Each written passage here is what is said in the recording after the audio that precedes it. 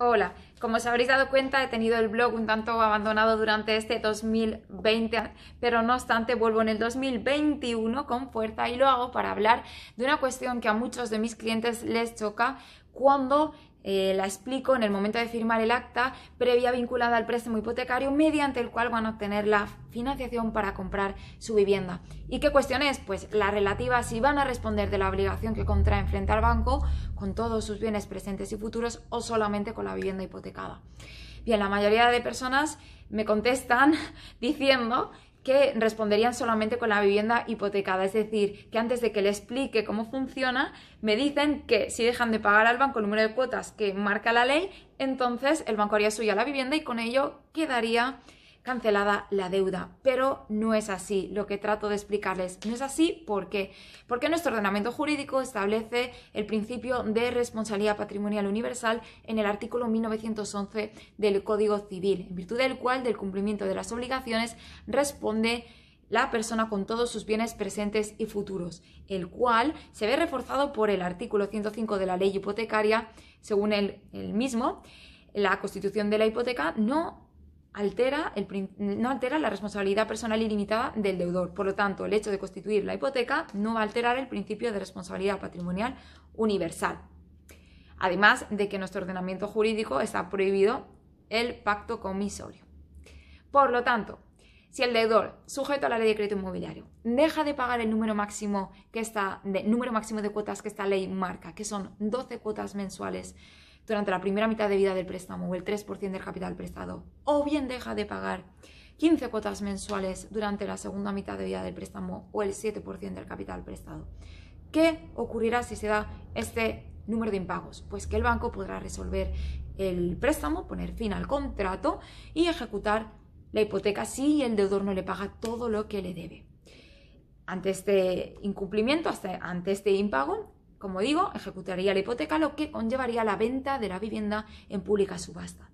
Y entonces, si el precio obtenido en dicha subasta no basta para pagar al banco, no basta para cubrir la deuda, el acreedor podría pedir el despacho de la ejecución y continuar la ejecución conforme las normas ordinarias. Dicho coloquialmente, si el precio de la subasta no es suficiente para pagar al banco, este podrá pedir el embargo de otros bienes del deudor. No obstante, si hablamos de ejecución de hipoteca sobre vivienda habitual, hay que tener en cuenta estas dos especialidades de las que se beneficiaría el deudor. La primera de ellas es que si pagase el 65% de la cantidad que quedó pendiente tras la subasta en el plazo de 5 años, quedaría liberado. O bien, si pagara el 80% de dicha cantidad pendiente en el plazo de 10 años. Otra de las alternativas que prevé la ley es que si se ejecuta hipoteca sobre vivienda y ésta se adjudica finalmente al banco o una entidad a la que el banco cede su derecho y posteriormente vende el inmueble, el deudor tendrá derecho a beneficiarse de esta ulterior venta y ver cómo se reduce su deuda frente al banco hasta la mitad, siempre y cuando la ulterior venta se haga en el plazo máximo de 10 años.